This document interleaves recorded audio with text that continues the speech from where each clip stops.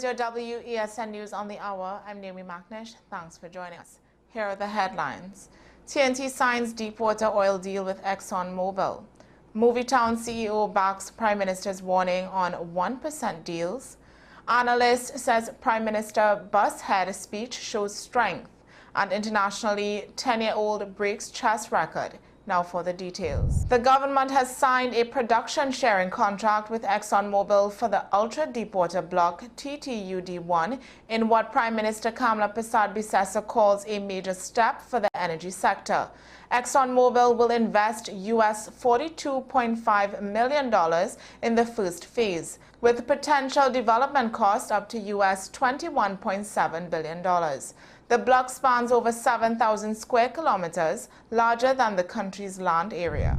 Movietown CEO Derek Chin has backed the Prime Minister's claims about elite-driven property deals, accusing the previous government of trying to seize Movietown's land under false pretenses.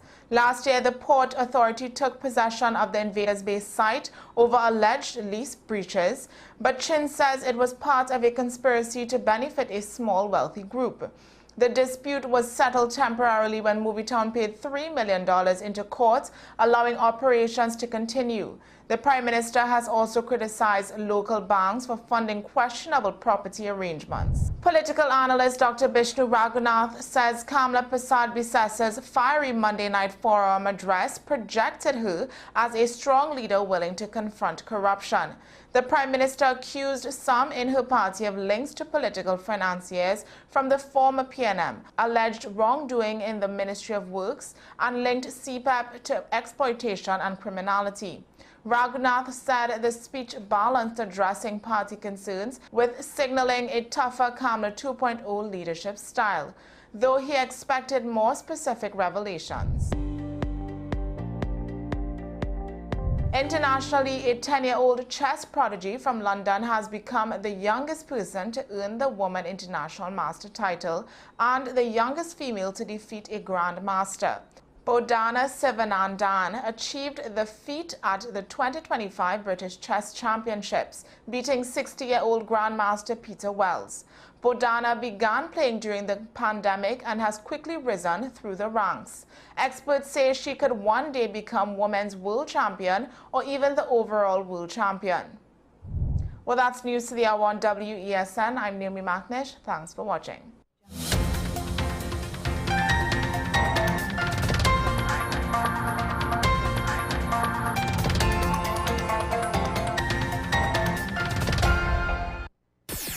WESN.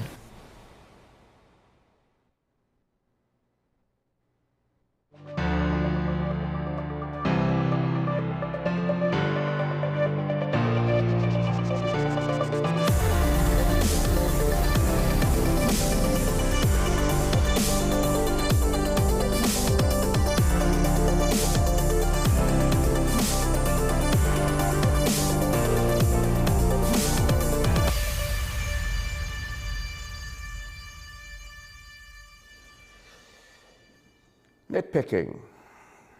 To some extent, that's what we're doing right now. We're nitpicking. We're nitpicking because things are starting small and they're going to grow. We have a new administration. For the most part, in most things, they're now starting and they're taking their time. Or, to some extent, it's not so much they're taking their time as opposed to they have to move at a certain pace, they can't move any faster. It's just not feasible. Meanwhile, there are some things that they rush through. And in both cases, the question is, how long it will take for those things to grow. In the cases of where they took their time, whether by requirement or by choice, to what extent could the benefits grow as those situations continue to evolve and progress? In the situations that they rushed, it's more of a question of, will the bad outcomes or the bad part of the rushing, we really hope that doesn't grow. And what you do, to some extent, can be seen as nitpicking when things now start off. When you are an outside observer, You don't want to start rubber stamping and being a yes man and saying, oh, this is fine. Give them a little leeway. You see, you want to give some patience, even though technically speaking, governance is one of those things where you can't really have patience because you can't really wait for a government to learn how to do the job on the job. This is not that kind of role. This is not, office assistant number 42. This is, if we mess up, people may die, whether due to crime, natural disaster, public health, or what have you. Or, in the long runs, we might mess up people's lives if we get things like the education system wrong, if we mess up infrastructure for transportation in order to cause people to miss out on opportunities, etc., etc. So, we nitpick because we want to set up our expectations, what the baseline is. Because again, if we just kind of say, oh, this is fine, even to the small negative things, and when you want to be on a team, you overlook the small negative things as long as you keep winning. If you start losing, then the small negative things start to look more like big negative things. But that's the problem. You're doing that because you have biases. If you want to be objective, then you have to determine what is my baseline, what are my principles, what are my values, what are the lines that I am not willing to cross, and then how far will I go in order to ensure that those lines aren't crossed. Because sometimes a little cross, you're not necessarily going to burn everything down. Someone toes a line that you drew in the sand and they come up to the line. No, you might just say something. You might just give a small criticism, maybe even a constructive suggestion. Of course, if they race past the line and go completely out of bounds, then things might be a little bit harsher with regards to your tone and your message is more clear in the affirmative or clear in the fact that, hey, I distinctly disapprove. And if they are habitual line crossers, then you get voted out. So the current administration is now a few days over 100 days old, and the thing is, there are three types of commentators: those who are cheerleading, those who are criticizing for the sake of opposition, of opposing, of being against, being biased against, regardless of reason. This is their default position. And then there are those in the middle, and that varies a lot, because those in the middle, I believe I am in the middle, will have varying degrees of how we see things, to what extent we want to criticize certain things, maybe not criticize so much other things. But the one commonality of the people in the middle is they're not so accepting. So we will all, to various degrees, at some point or another, express our displeasure, at least initially, to try to set boundaries. And that's what the democratic process is supposed to be essentially. When you kind of drill it down to its basic element, it is the voting public sets their boundaries based on their voting patterns. But then now, if you want to get to a more advanced democracy, you don't wait every 5 years or every 4 years, depending on what country you're in, for elections. You figure out responsible ways to express your displeasure so that the politician knows if you want our support, you need to be within these bounds. And there is time and a place when, for certain situations, it might be necessary for them to not have your support on something. That's not always a bad thing. But for the most part, generally speaking, politicians want to have the most support they could have for as long as they could have it, so they need to be aware of what you want. But the trick is, they kind of tell you what you want. They decide for you what you want, and then they give that to you. And then, just give it a few years until you realize this isn't ending up how I expected it to be. Why?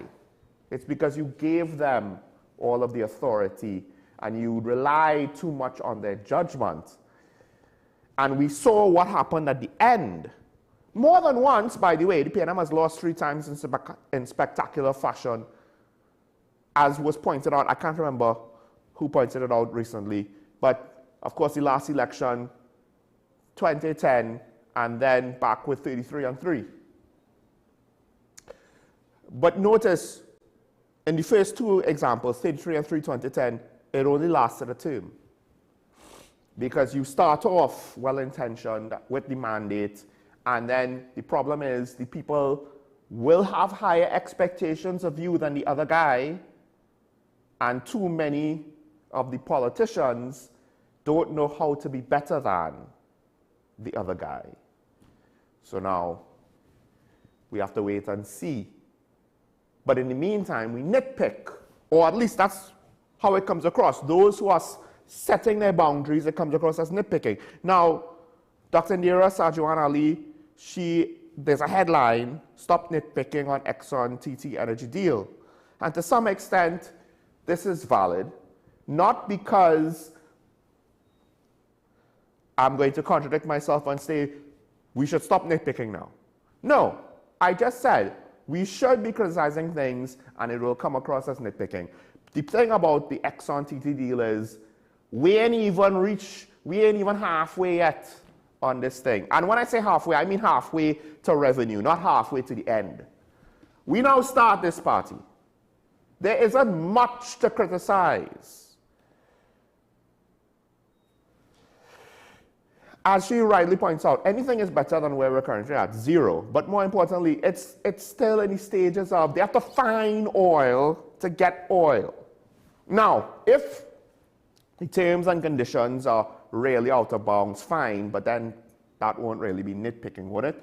Some people are questioning with regards to how will Venezuela potentially affect our deal with ExxonMobil. Well, the fact of the matter is, it is reported. I haven't checked the blocks themselves on the positioning, but they seem to be along close to the border with the Guyanese waters that are disputed with Venezuela. Regardless, it's still within our waters. And since it's an American company, one would imagine the last thing the Venezuelans want to do is come to the eastern side of Trinidad to cause trouble with an American company. Just saying. That might, for those who think that America wants to go into Venezuela, I don't know if Maduro wants to give Trump that level of an excuse. But one of the things, a trade unionist wants to say ExxonMobil is no Santa Claus, right? Because they're here to make money. Yes, that's the point. I think people kind of need to understand. It is almost, it's Clyde Weatherhead that said this. ExxonMobil is no Santa Claus, right? And essentially, they were in TNT, left 22 years ago because they were not making the kind of huge profits they hoped for. Can we expect that in 2025 they're coming back to benefit the people and not their bottom line? Well, I hate to break it to you, but the whole basis of economic theory is that the private sector, with the profit motive, will efficiently utilize resources to their benefit. However, as has been seen by history, that tends to be better than any sort of socialist agenda, because unfortunately corruption tends to be even more severe in communist and socialist governments and economies. Because at the end of the day, capitalism is more efficient. And then now, it's not a matter of if the system is bad, but how we manage it. ExxonMobil is coming here to make money. That is not a big deal. If they are making an unfair amount of money and exploiting us, that's different. But there's the point where that is obviously not the case, the point where that is obviously the case, and then there's the space in between where governments and corporations on these types of things will negotiate. And the outcome is dependent on a lot of factors. Perhaps we have more advantageous circumstances now than, say, in 2021, when Shell and BPTT wanted to leave. They were looking to sell off their mature assets and go. Why? Green energy, blah, blah, blah, blah, blah. COVID didn't do anything to the energy agenda of the world. It really was the Ukraine-Russian war. Now we have a point where the Venezuelan fossil fuels are more or less cut off from the rest of the world. Russian fossil fuels are cut off from most of the Western world. Now all of a sudden these companies, they're looking for new prospects again, because the trick about green energy being cost effective is that it's only cost effective with government subsidies. It's only cheaper with government subsidies.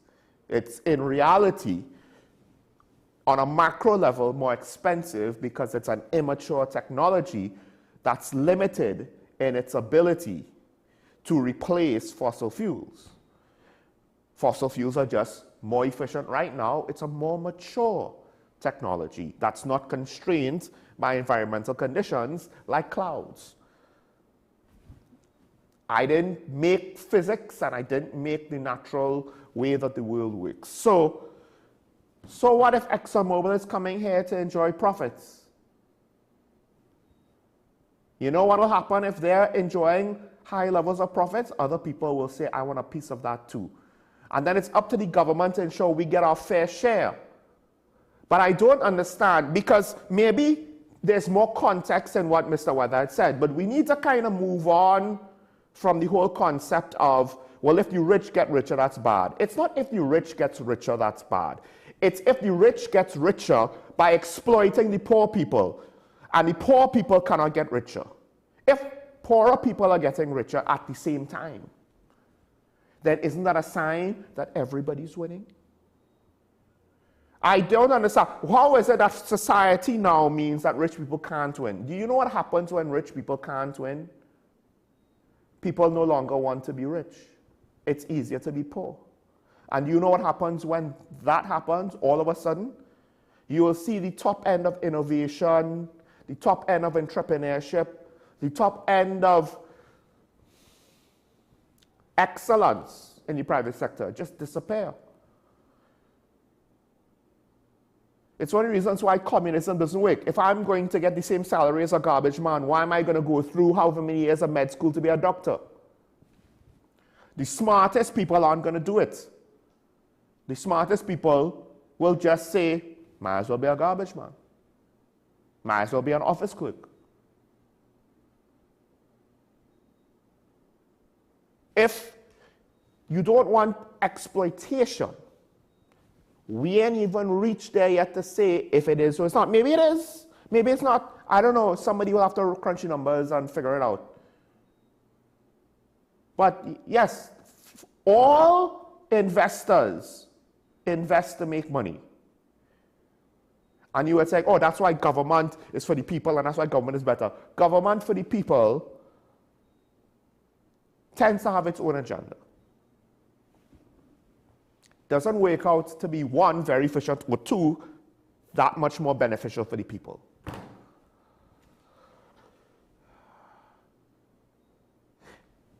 One could say, you know, it's not like labor is Santa Claus, you know. It's not like the labor movement in TT is Santa Claus for the country. Or they try to appear to be Santa Claus for their members. But they only care about how much they could exploit their employers to the benefit of their members' salaries, not working conditions, so that will then benefit their salaries. How many labor leaders are Santa Claus? And how many labor leaders are highly compensated? And I have no issue with them being highly compensated. I just have an issue when they want to complain about someone else being highly compensated. Bringing their expertise and technically bringing risk with it. They might find nothing and make no money. And if they find something, that would be far more than what we had yesterday. And they're willing to come back after a period when everybody was looking to leave.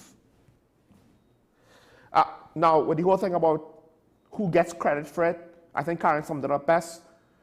The world conditions changed, and that allowed the oil companies to come back. I doubt it had anything to do with the great negotiating skills of either political party. But with regards to now Penelope Beckles has said, no ounce of credit for Dr. Ethan Rowley or Stuart Young. That is the unfortunate, and you could say unfair, but it is what it is, reality of when you lose in the fashion that you lost, for the reasons that you lost. Because you lost because people lost faith in you, so they don't really care how much you may have contributed to the beginning of a new fossil fuel initiative.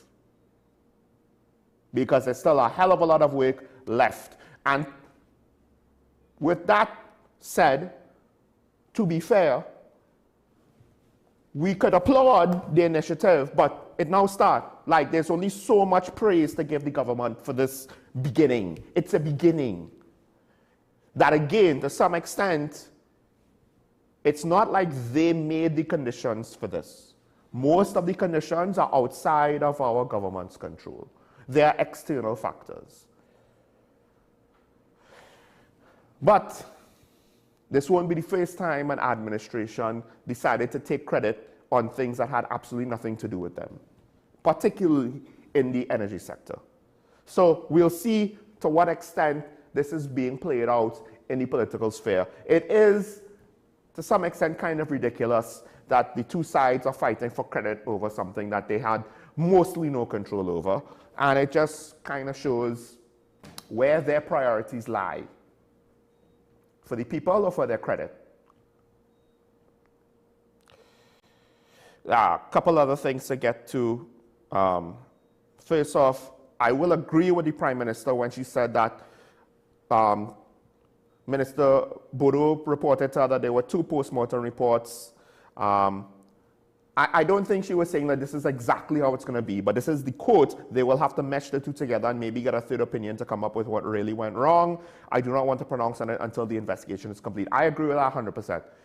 Because speaking to someone yesterday, some of the things the second postmortem found, or they didn't speak to everything about the second postmortem, but some of the things could really just be a consequence of the cause of death by the first postmortem, right? I'm not a doctor, I don't know.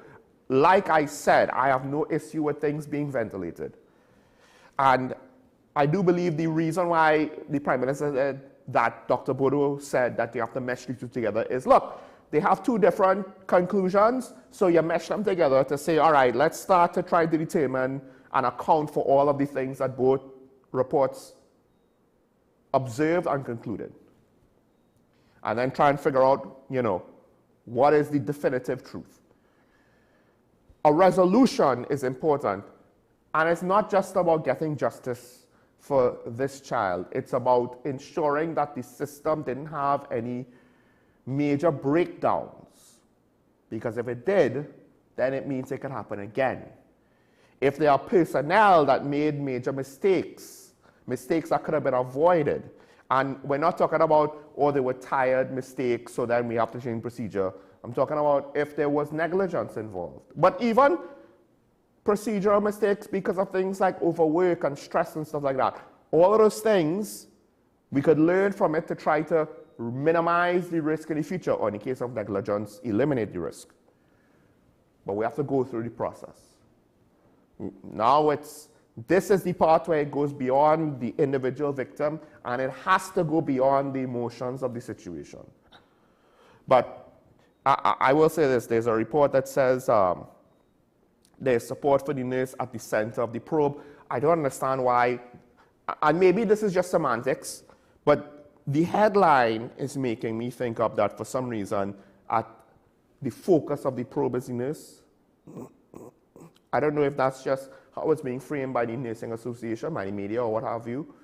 All I will say is, for people who just read the headline and start to make assumptions on the situation, all I would say is, I want everything and everybody to be given due consideration.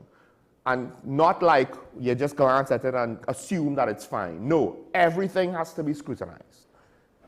Because a child died.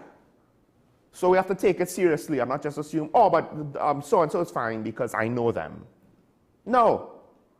Because what this also is, this is not just an opportunity to cast blame and find a scapegoat. If you do it wrong, that's what you're going to get. This is an opportunity to clear those that are clear and innocent, and put the weight of responsibility on those who are responsible.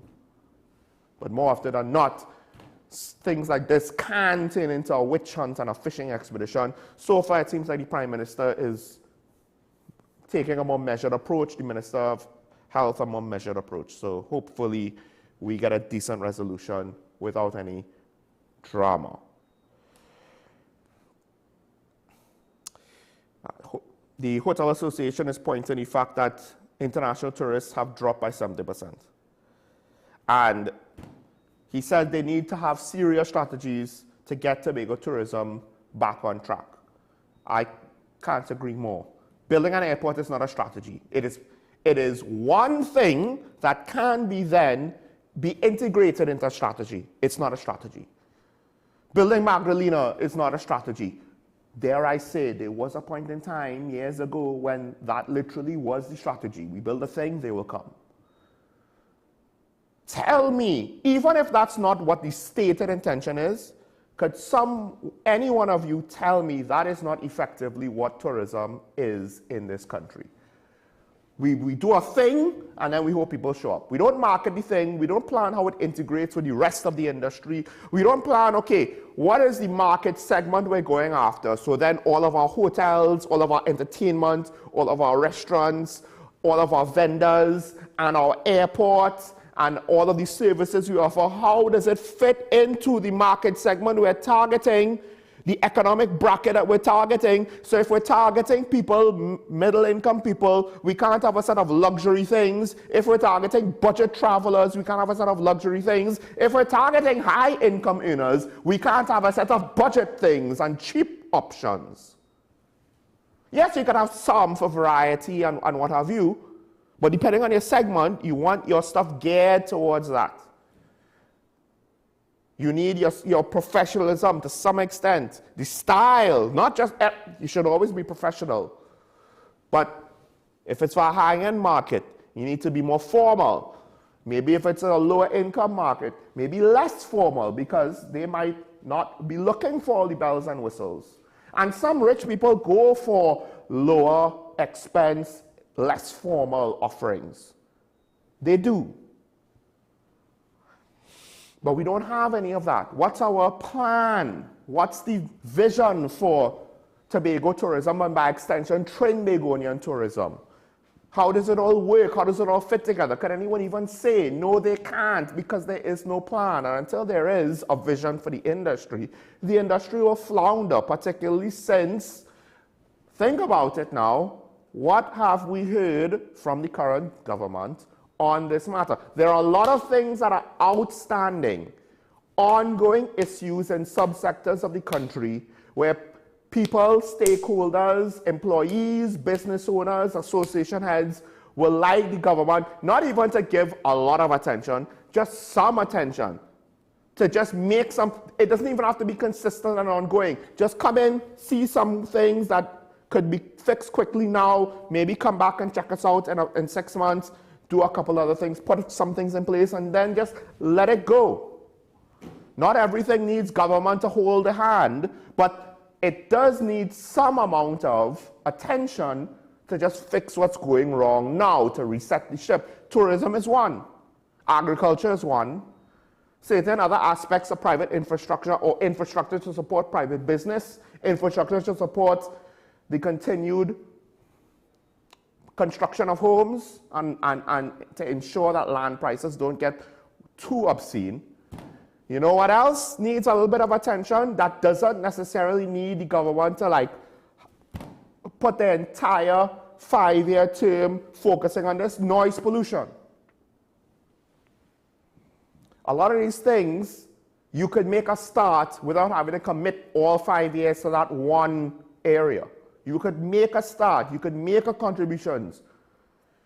You could start fixing the low-hanging fruit. Tourism is one of them. There's no vision at all. We have multiple agencies and companies and ministries doing nothing. There's no marketing of the island. Yes, I know that we may not have the money for that now, except how much money was spent to renovate Hilton? And how much money was spent to build an airport? And how much revenue are those two things are going to generate for the country? More than what we were making before. Not enough. And with noise pollution, something that's just been blatantly ignored. You could also say the same thing about sport. You could say the same thing about arts and culture. Despite the initiatives, we have been failing in those areas. Despite the initiatives, despite having ministries, despite having government lip service, diversification. So, let's take a break. When we come back, we're going to speak about one of those things. We have a couple of people here joining us via Zoom to speak on noise pollution, because this is one of those things that there are people all over the country suffering from it. And I fear that far too many of us take it for granted, that we tolerate it, and it's a we thing and part of the culture, and not understanding that, no, it's probably gone too far now, because it didn't used to be like this. So why are we accepting it now? Stay tuned. Sean Michael Small, this is Talking About the WS, and we'll be right back after this.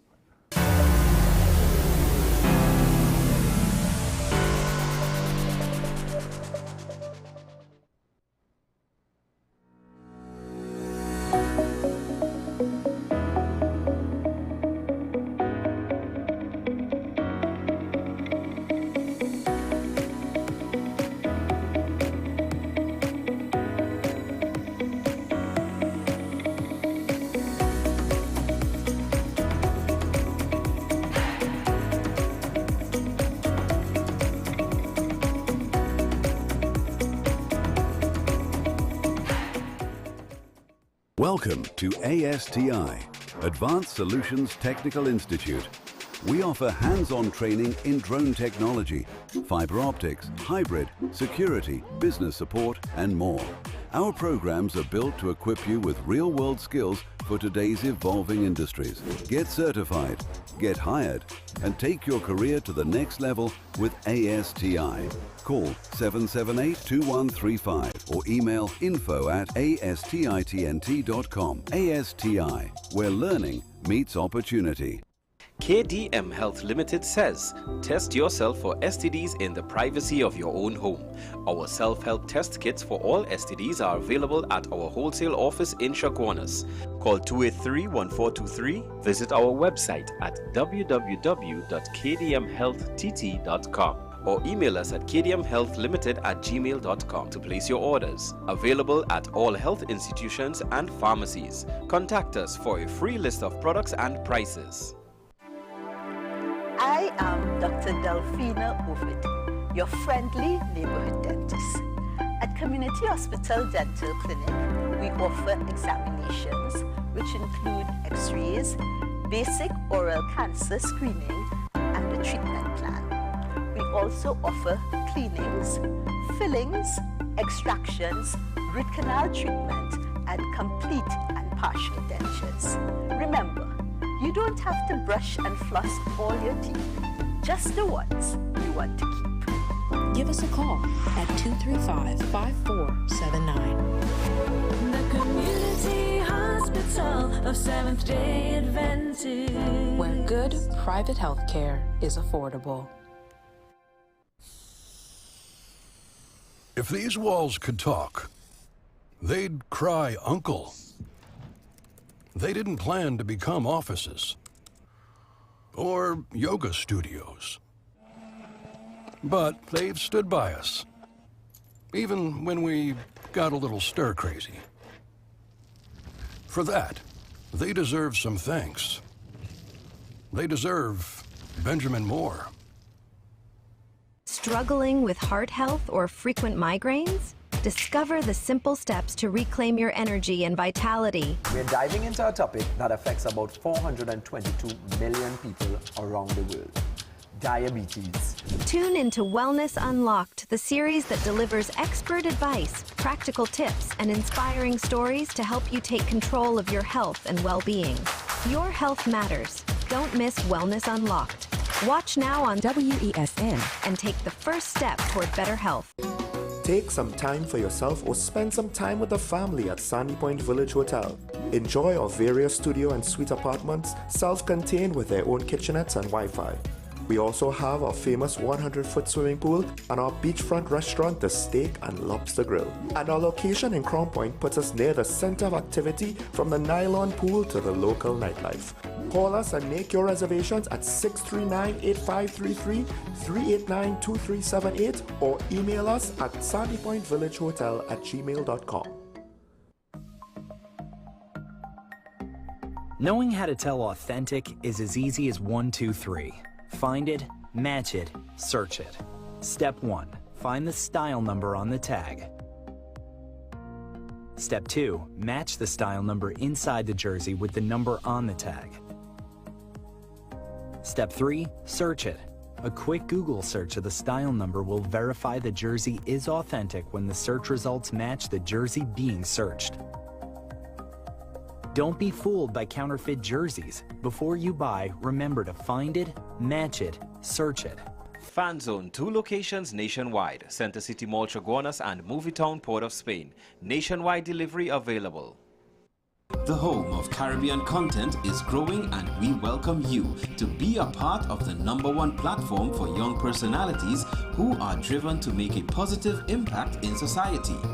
As we continue to reach every corner of Trinidad and Tobago through our daily broadcasts, our social media pages, or through our 75+ digital billboards across the nation, contact us to learn about our competitive rates via marketing at wesncc.com or call us at 628-5835.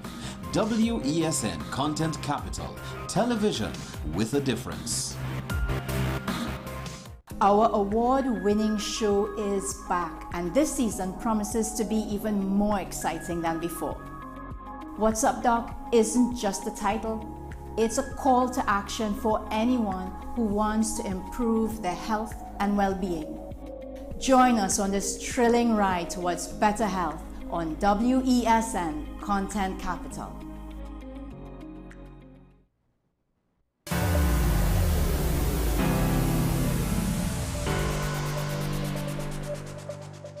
And we're back here on WSND Content Capital. This is Talking Point. Sean Michael Small, joined by 3 guests via Zoom. First, we have Joey Mirage, is it? President of the Citizens Against Noise Pollution in TNT. I apologize if I get names wrong, but you could feel free to correct me. Next, we have the Vice President of Operations for Citizens Against Noise Pollution, Lindian Bachu. And we have Devrani Barrios, a citizen who has personal experience with regards to noise pollution. And, well, first of all, ladies and gentlemen, welcome to Talking Point. Thanks for joining me this morning. Oh gosh, it's such a pleasure to be here this morning. Yes, thank you for having us. Thank you. Well, folks, let me just start with the general question, the low-hanging fruit question. Noise pollution right now in TNT, this is for all of you, so each of you could have a turn.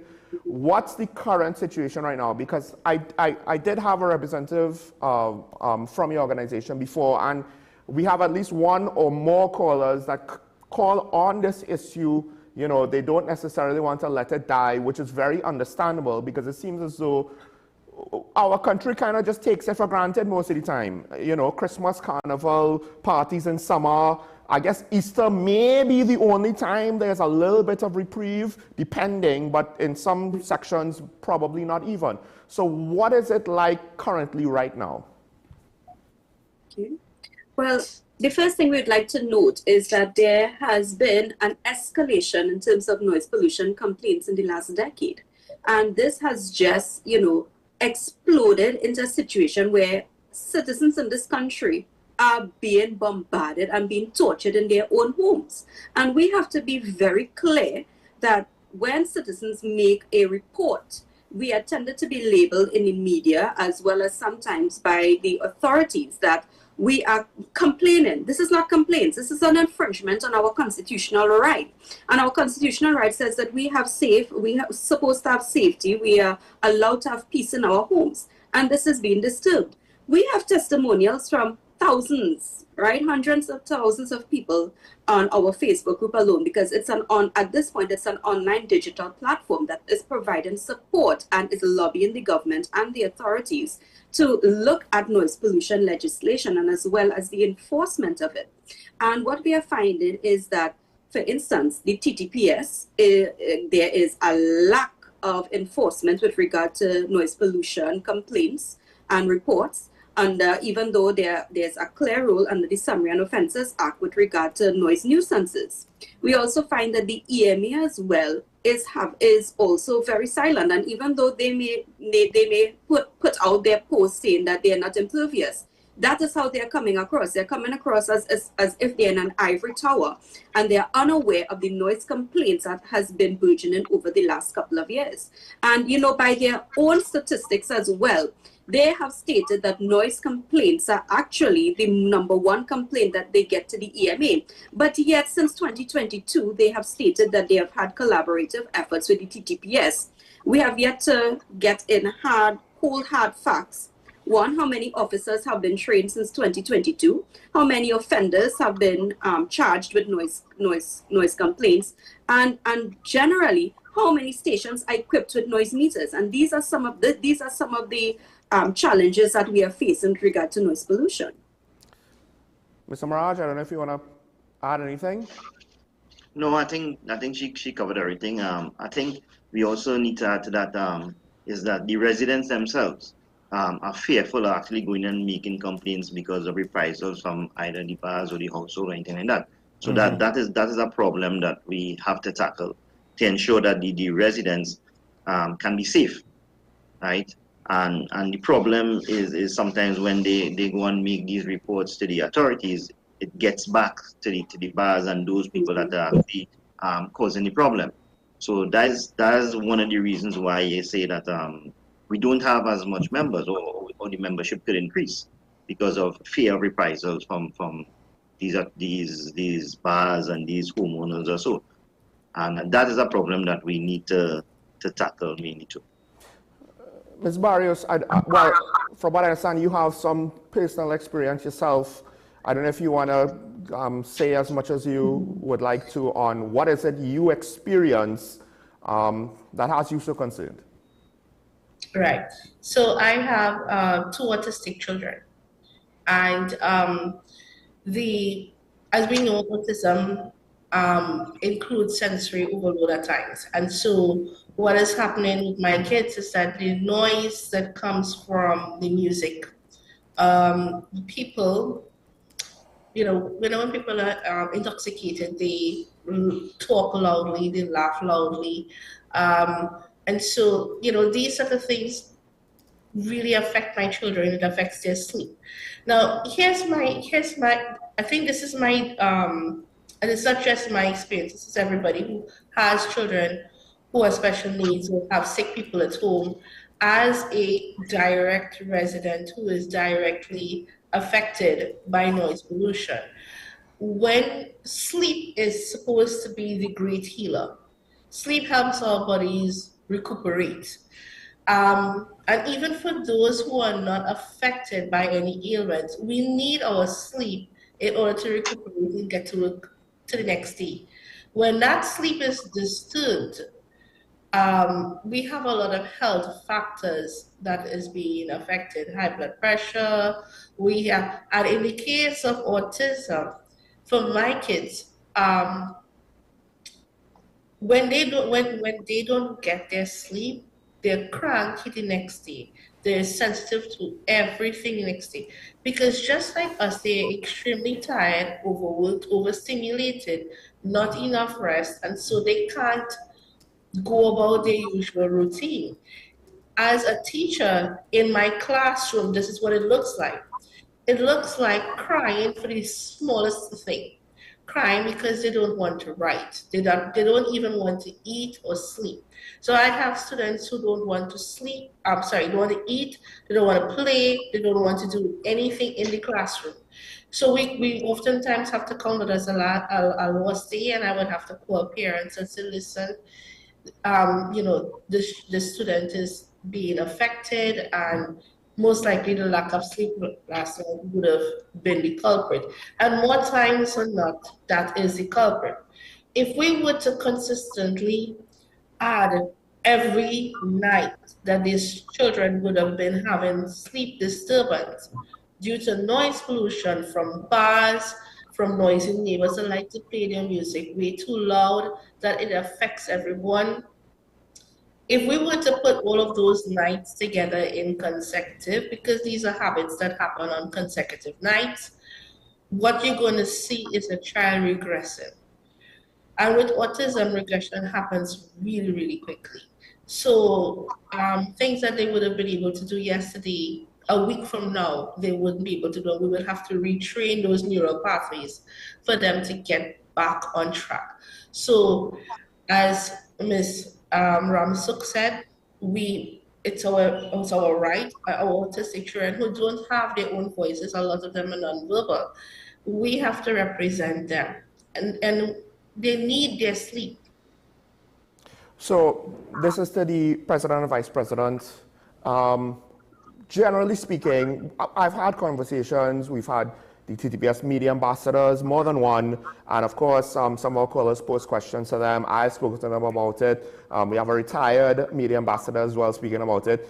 On their level, the way how they describe it, there's a lot of complications, and I do wonder if the legislation really is badly in need of updating, because we've patched together a Frankenstein that just doesn't work.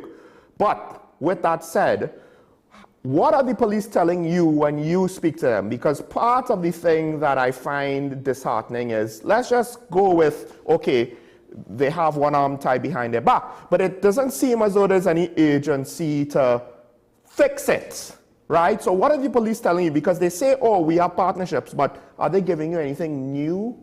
You know, are they saying they're going to try anything new? Are they giving you any kind of hope for even some relief? If I can say what I was told, recently I was told by a police officer when we went to make the complaint that autistic children hear the slightest of things and they're disturbed by the slightest of noises. So to ensure that my son was heard, I had to play the video for this female officer, I would add, that showed the extent of the noise that he was blocking his ears and melting down with. So I have to say, even though we have a lot of awareness for autism or ADHD or any of those other disabilities that children would have issues with, the compassion for them is still missing. And it is very apparent with this issue. And I have felt it and received it on my end. And, you know, I would like our WSN audience to understand that Mindy's experience is characteristic of the general population in this country when they make noise reports. And again, and I'm using it specifically, noise reports, infringement. I am tired and I'm not going to say any more complaints because this thing has gotten so far out of control with no type of help from the authorities that we have to start calling them out on it. For instance, right, when you call the TTPS, there is a lack of empathy. We have to understand that these are victims. We are all, Joey, myself, Mindy, we are all victims of noise pollution. And a lot of the times this noise pollution is coming from various sources that can be regulated. We have, for instance, bars in this country, a lot of outdoor events especially, that are using amplifying speakers and amplifying speakers without care or concern, for instance, with the EMA's code of ethics with regard to the entertainment industry. We have no, for instance, entertainment venues who are looking at soundproofing or using cluster speakers or using noise absorbing material to go around their speakers to minimize the noise. Now, when you call the TTPS, for instance, and you complain, and this is the biggest problem we have in Trinidad and Tobago, the EMA and the TTPS cannot get it straight who is supposed to see about noise pollution complaints and reports, all right? When you call the TTPS, they said this is an issue for the EMA because they do not have noise meters. But guess what? As of January of 2025, the EMA again has stated that the primary responsibility for general noise disturbances and public nuisances is the TTPS. All right. Now the EMA operates from 8 to 4 p.m. A lot of these noise reports are made after hours. So when you call the TTPS, and very recently we had a good number of complaints over the last weekend or so, the TTPS officers are lacking in empathy and understanding and not knowledgeable about the law as well, and are telling citizens, all right, that they can do nothing and the people have a right to merrymaking in their homes. And we are talking about 10 or 12 hours per night, especially on a weekend, that we have citizens being victims in their own home. We have people leaving their homes. That is not all right. They are leaving their homes, and as Mr. Maraj stated, they are being threatened. We have had reports, documented and signed testimonials from members in this country telling us that there are people breaking down their door. There are people who are coming, they are intimidating them when they come home. They have their patrons, especially in entertainment venues, throwing words for them, intimidating them by stairs, parking in their driveway. All right? This is not right, and it needs a serious effort from the TTPS as well as the EME to tackle this problem.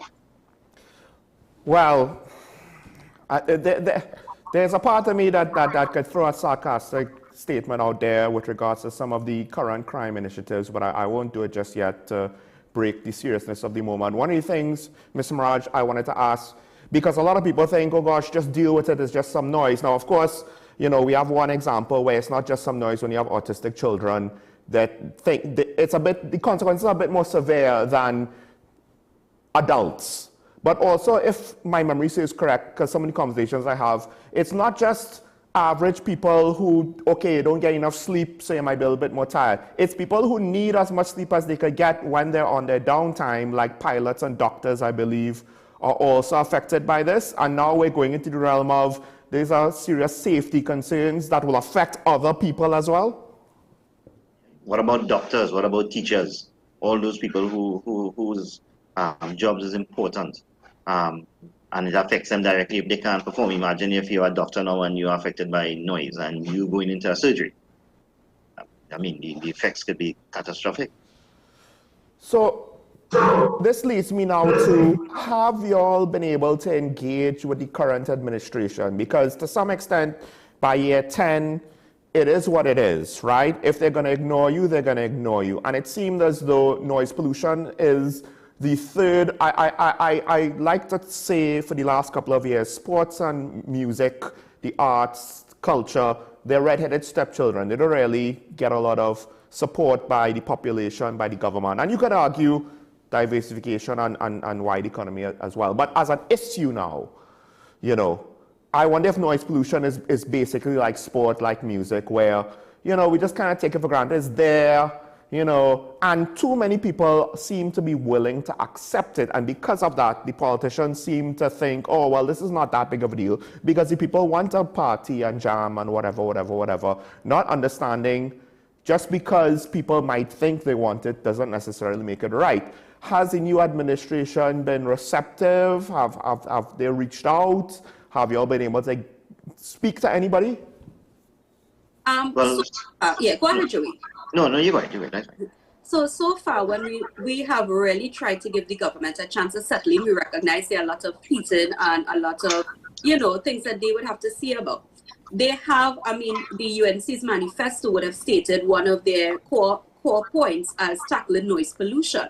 One of the changes that they were advocating is to be able to have a lawyer to represent, for instance, a private citizen in court with regard to if they have to protest a bar license, etc. And while this is a very worthy, and we applaud the efforts, because for the last decade, there has been a lack of energy, there has been a lack of initiative to deal with noise pollution. So we are really happy, and we applaud the government's you know, measures thus far to tackle it. Much more is needed, because we would like to let the public know as well as the authorities who may be listening in. Hiring a lawyer is not a cheap process. Mm-hmm. We have had members who have told us that from 1,500 going up straight up to 10,000, right? That's how much they have to start paying with regard to sending out letters for court appearances, and depending on how, you know, tricky the case may be, that's the type of price we are looking at. All right. So we have also reached out. We have started to send our emails and made contact. Mr. Maraj is very vocal in trying to get contact with many of the members. We have we have sent out emails to the Ministry of National Security. We are in the process of sending one to the Police Commissioner, as well as, you know, the Ministry of Health. So we are reaching out, and we want to let the authorities know that this is a public health crisis at this point in time.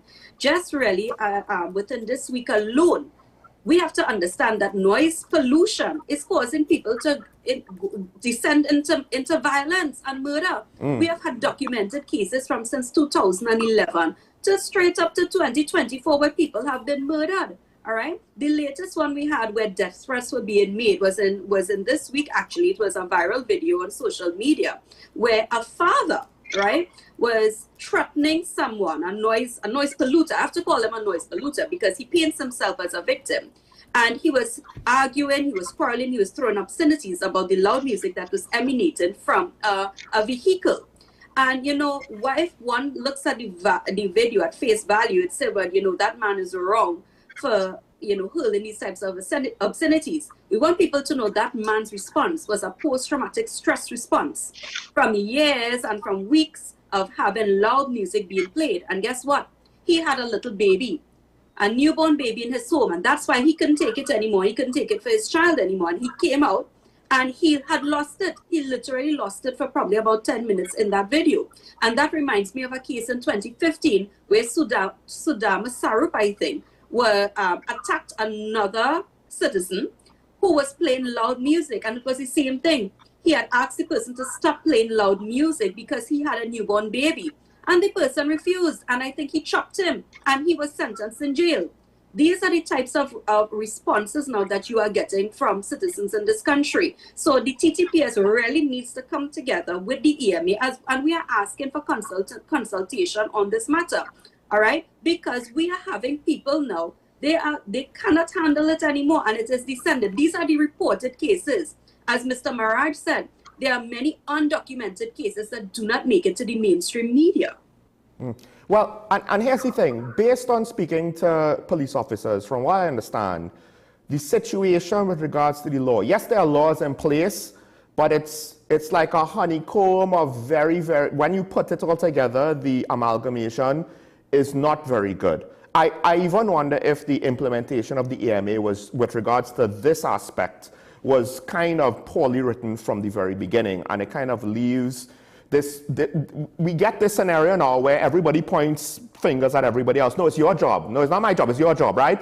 In part because the law might actually make the various aspects, well, some of it is here with the EMA, some of it is here with the TTPS, and it kind of chops it up in a very clumsy way that gives us the result that we get. Now, here's the thing. I would agree with you where it would be nice if the respective agencies will take the situation seriously. I have been told that, yes, they consult with the government, but we haven't necessarily seen or heard anything that they have on this issue. But it leads me now to what I think is the ultimate root cause on where the final solution to get this done needs to come from, and that is legislation. And dare I ask, yes, go ahead. Okay, so one of my big issues is the bar license committee. Opening a bar should include stipulations where they soundproof their bars and provide parking for their patrons. There should be laws stipulated how cars are supposed to be, their music should not be modified passing manufacturing specifications. So if these things are policed properly, and it starts from inception when these establishments and these commodities are being used, if the bar license committee look at a bar and they're seeing seating arrangements outside and speakers and open, of course they would know that noise pollution will be affecting the residents. And when residents do come forward, they should take this issue seriously and mandate soundproofing. Well, here's the thing. Parking. Now, here's the thing. I think, yes, it is necessary now for you all to lobby the government to make these things a requirement, because right now there are many examples in different ways where a lack of town and country planning and a lack of oversight by various institutions, and you basically get a Wild West of who puts what where, right? Who builds on a hill that maybe they shouldn't build on, whether it's a house or a business, who puts their business where they have no parking on the Eastern Main Road, and you're not supposed, well, they have no parking, and you're not supposed to park on the Eastern Main Road, right? And that's just blatant, and to some extent the government turns a blind eye to it. And I think maybe in the past, you know, why so serious, you know, laissez-faire attitude, we kind of got away with it, but we've grown so big now that things are way too complex to just kind of have that laissez-faire whatever attitude. And as was pointed out, the consequences now, we have a stand your ground law being consulted on, and the implication is firearms will follow that stand your ground law. And we have death threats going on and people threatening violence towards people's homes. This is a recipe for more violence, whether justified or not. And here's the thing, and this is where I want to get to. To me, right now, you said the government stance was, well, to provide lawyers to take matters to court. If you're being intimidated, if your community is being intimidated, a community could share the cost. A community in Tobago did that and got the bar license revoked because of noise pollution. But I'm talking like 12 years ago. But if your community is being intimidated, nobody wants to step up. And to me, the government seemingly... The proposal we have as a proposal, so instead of the resident coming out and having to take these measurements, we were going to propose the use of the security firms. So we have asked and engaged one security company if they are willing to come out and actually take the measurement. So if they come out, that means the resident don't necessarily have to come out there and take the meters and make the complaint. Once they accept the security guards' videos or measurements, that can be taken to the police and use as a report. So that is one of our proposals. But I actually think that this is, right now, it seems as though we're putting things in the hands of the population to protect themselves or to see about the problems themselves. But to me, I'm like, hold on, that's supposed to be a last resort thing. Me taking you to court on a civil case should not be the first and only step. Proper oversight and laws and enforcement should be the first step. So to some extent, allow me to express my displeasure if the government's goal or solution is similar to the stand your ground stuff, where we're not looking at the other laws, we're just putting things in place for you to deal with it. But it's like, why? Because I don't know if security guards at some point are going to be willing to take the risk. If they're paid enough to deal with the death threats they're probably going to get. Right. Two immediate solutions that we're looking at. One, the fine for noise pollution is a minimal amount of $1,500. How about raising that to $15,000? And I'm very sure if one bar gets hit with a $15,000 bill, they will actually look at how they make noise. The other thing too is to educate the police. Yes. In terms of what are their limitations and what are their powers. So generally, and from my experience, when I went to the police station, the first thing that was said is, well, that's not the police concern, take it to the EMA. So a lot of the police officers are not aware of what they can do and how to deal with these noise, because they can simply just go to the bar and say, load down the music. But consider this. Defending your self-defense is technically already in law. We don't need stand your ground laws for people to have the right to defend themselves. People have had FULs for years, decades, what have you. This is just clarifying and cementing things and maybe putting certain details more in more concrete terms. I would argue that if the police want to claim that they have issues with the law, that's fine. This should not be that hard for the legislature. This shouldn't take that long for them to fix the law and to put certain things in concrete terms. Hey, police, this is what you're supposed to be doing. And this is what the law says that is allowed, right? And whoever have the media, let's not have those excuses. There's no room for those excuses. Because to some extent, if the EMA, well, that's the other thing. Look at the setup. The EMA is open from 8 to 4 and the police are telling you, well, it's an EMA problem in the middle of the night. And no one is looking to see how to deconflict these things. So am I wrong to not think, because this is my stance after speaking to everybody, that ultimately speaking, this lack of political will to deal with the problem needs to go. And I fear that it would require a lot of public support on this issue behind your organization and or others to lobby the government in a way that we don't necessarily see in Trinidad all too often, if at all, to take this thing seriously as opposed to, well, you know, we'll get you a lawyer, you all deal with it. You know, I want to add, you are totally correct in terms of your assessment, all right? We have different pockets across the country who are, you know, supporters and who are against, right, noise pollution, right? So, for instance, we have the various animal rights groups in the country, they all of them, right? Anytime at heightened times in the year with regard to activities, they will come out and they will tell you about the ill effects, in particular Carnival, Old Year's, New Year's, Diwali, about, and this is not just fireworks, it's about loud music. We have a problem with loud music in this country. This is the number one, all right, complaint that we get. It is just unmitigated, unregulated loud music from various sources. And I'm talking about venues, private citizens. Everything is using an amplifying speaker and no one is regulating that. So we really are looking at to get these groups together. The Woodbrook community has been very vocal over the years, all right? So we have also many other elderly homes as well over the years, and children, preschools, etc., have reached out to us and said this is a huge problem for them. So it really requires a great synergy of individuals coming together to lobby and to highlight that this is not just a problem affecting a small pocket of people in Trinidad and Tobago.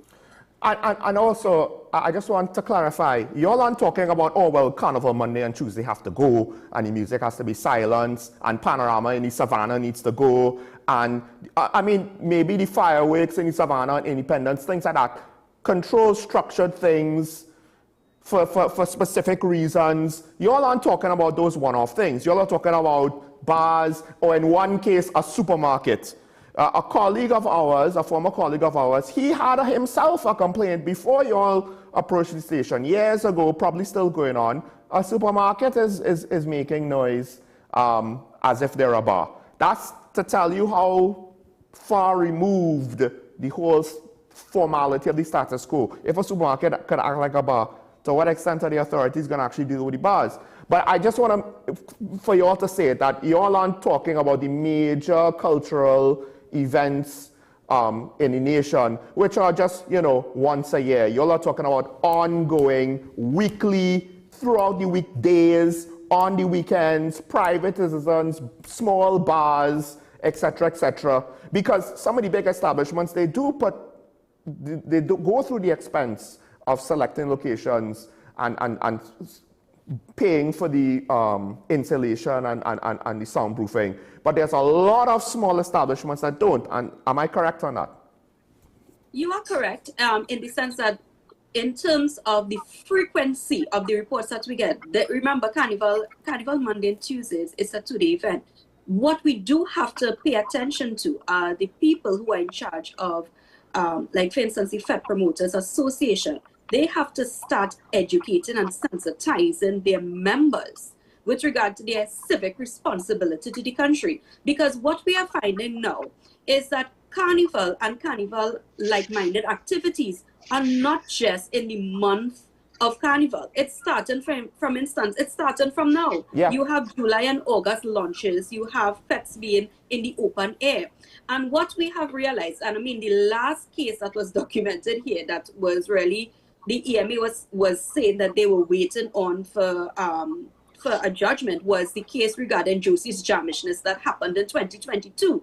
And the EMA police were there, and they recorded that their sound measurements, they went over the noise variance permit. That noise in Brian Lara Stadium echoed across to quite in St. Joseph, all right? In Koke, there were hundreds and thousands of people who complained that night, and the day after, they were also, you know, members of parliament, etc.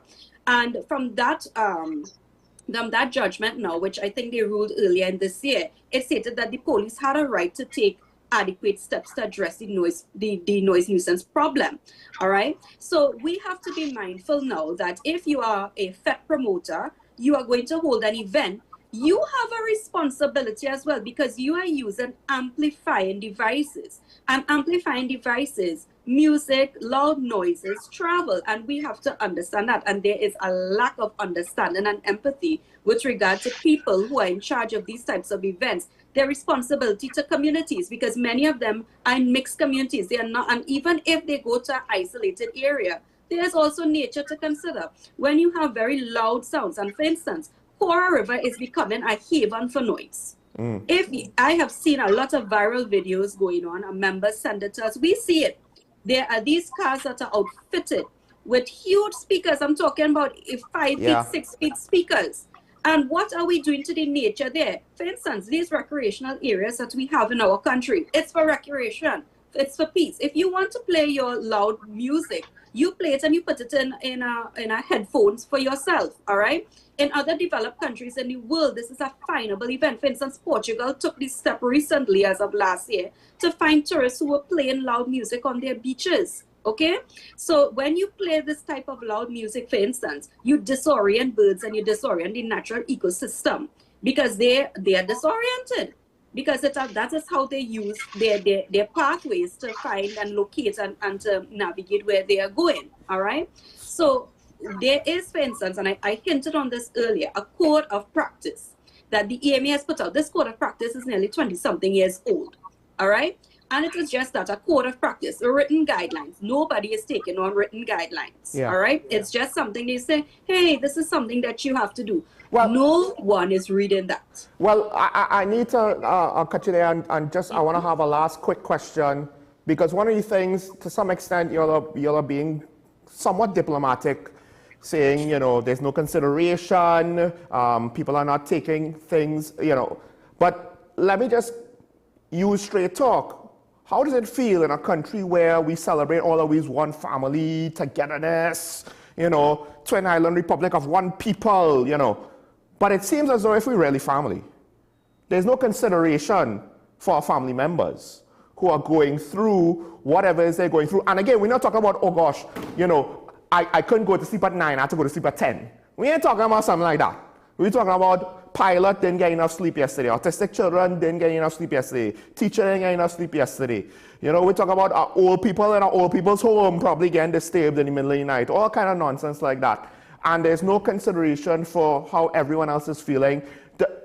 And then the people in charge, whether law enforcement, EMA, politicians, we're not seeing the consideration from them either. How does that make you all feel when I put it like that? That the whole country seemingly is like, eh. I feel that it's not fair. Everybody gets to exercise their right. My children don't even have the convenience to sleep comfortably and have a healthy day the next day. I am a teacher, as Joey would have said. I need to be at my best in the classroom. And when I don't get enough sleep, then that will affect my performance the next day at work, which directly deals with other people's children. So it's not fair. It's not fair. I have high blood pressure because I'm not getting enough sleep. So without the rest to recuperate, I have to now go to the doctors and visit and get medications and be a part of clinics. And it's expensive with regards to time, money, and you know, the medication itself has its own side effects. It's not fair. It's not fair. And there's so many of these people spend a lot of money on their music and on their amplifying machines, as Lillian is saying, these devices that they use. But they don't take into consideration other people's health or other people's experience. It's not fair. I feel it's not fair. Everybody has a voice except my kids. Mr. Maraj, any final words? For me, is a one-way street. It seems as if everything is geared towards the polluters rather than those being affected. So even going through with the police, the EMA, everything in it. So they seem to have more consideration towards the polluters and rather than the residents and those being affected. And you could say the same thing for crime. Crime seems to be out of hand in Trinidad, and you protect the criminals more than those being affected. So for me, it's a one-way street, and we need for the government to assist in having this change. And that's my. Well, folks, we're out of time. We have to go, but I very much appreciate your reaching. I'll say this: they were active. the organization reached out, they wanted to have this discussion. I was more than happy to have you all to have this discussion with me. And like I said, I don't always know when all of the things comes up, because not all of those things hit the press. So hopefully if things come up, reach out. We could have further discussions on this. I don't want to make promises that we'll have them, because there's always so much things going on in the news. And hopefully, I guess you could say I'm admitting maybe I'm not doing enough to ensure that this is not forgotten and this is not ignored. And I hope, ladies and gentlemen, you will learn from my mistake and not ignore this issue and keep it on the front burner of your mind, because this is not something that's going to be hard to solve when we really think about it. If we want to solve it, we can. So thanks again for joining us, and hopefully if we speak in the future soon, there'll be better news than what's been happening for the last few years. Thank you so much. Enjoy your day.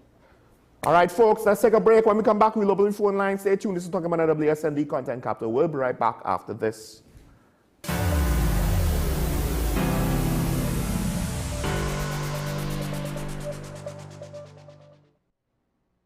Welcome to ASTI, Advanced Solutions Technical Institute.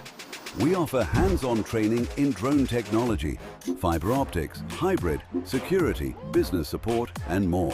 Our programs are built to equip you with real-world skills for today's evolving industries. Get certified, get hired, and take your career to the next level with ASTI.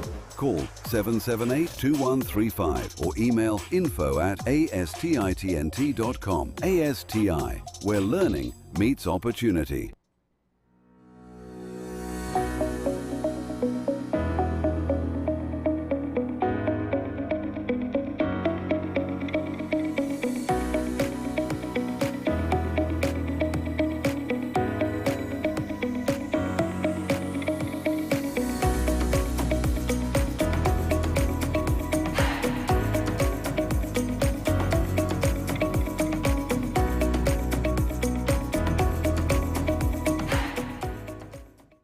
KDM Health Limited says, test yourself for STDs in the privacy of your own home.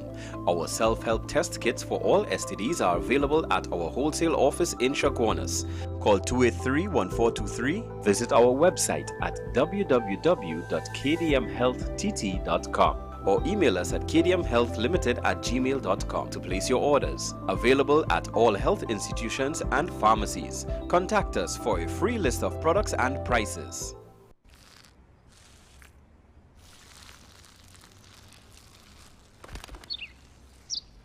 Maybe he landed here totally by coincidence. But if by chance he's admiring your fresh coat of Benjamin Moore soft sky blue, well, that's a pretty high compliment. Coming from an expert.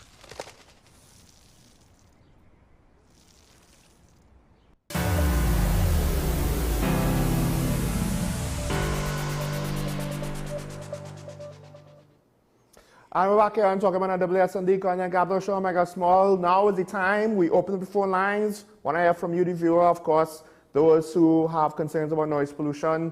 You know, I said my piece. I'm calling out the authorities to make changes, both parliamentarians as well as on the enforcement side. I don't like anything, and to some extent, I'm taking my cues from some of my callers, but it's true. Because I said the same thing about the stand your ground to some extent. That's not the be-all and end-all solution. Why is it that we have to see about these things ourselves? Because the whole point of having a government is in order to settle things that we cannot easily settle amongst ourselves, like things like noise pollution. Because at some point, you're going to always get the who's rights are more important. And you have a government to say, well, democratically, this is the will of the people. And I hope that the will of the people is not noise pollution. That'll be one of the most interesting things if it ever reaches that point where we want to get a public consensus. Do people understand what noise pollution is? It's not just, because for me, if I go with what I will hear in my home, it's not what a lot of people are experiencing. I don't have to go through what a lot of people go through because we don't have a lot of commercial entities where I live. So I'm lucky for that. I do have to deal with other issues that were indirectly brought up or that might be tangential, but I don't necessarily have to deal with bad noise pollution. I will hear some noise, but it's relatively tolerable for me most of the time. And maybe too many of us think, oh, well, how bad could it get? Psst. Yeah, no, it could get really bad. It could get really bad, and at what point now is the other shoe going to drop and it goes from a bad situation that's inconveniencing people, and by inconveniencing, I mean affecting their health, as is the case with one of the guests talking about not getting enough sleep, high blood pressure. I empathize with that quite a bit. Trust me, as someone with high blood pressure that does not get enough sleep, just for other reasons. But I understand the concerns. So things are serious out there, right? We want to be this great people, this democracy, this advanced people. We want to say how great we are, look how good we could do, look how smart we are, look how accomplished we are, look what we could achieve. There are certain low-hanging fruits in society. And dare I say, it makes me wonder if this is a clue on a wider societal problem where we're too laid back, we're too laissez-faire. That's why there's a stand your ground law, because nobody wants to actually deal with the official things. That's why town and country planning doesn't actually do their job. So people will build homes all kind of willy-nilly and then complain, oh my gosh, I'm being flooded out because I built on a flood-prone area because nobody stopped me. Now, to be fair, depending on what you do, you might be responsible for your own mistakes. But still, utilities hook up to people that build on gas lines. Utilities hook up to squatters. This is low-hanging fruit stuff. We have Digger Martin on the line. Good morning, caller. You're on the air. Hello? Yeah, go ahead. Okay, sorry, yeah. You came in great. The problem is... Right, morning. This is Digger Martin. A couple of issues. This is a real topic that affects students also, eh? Mm-hmm. Yes, studying for exams, yes.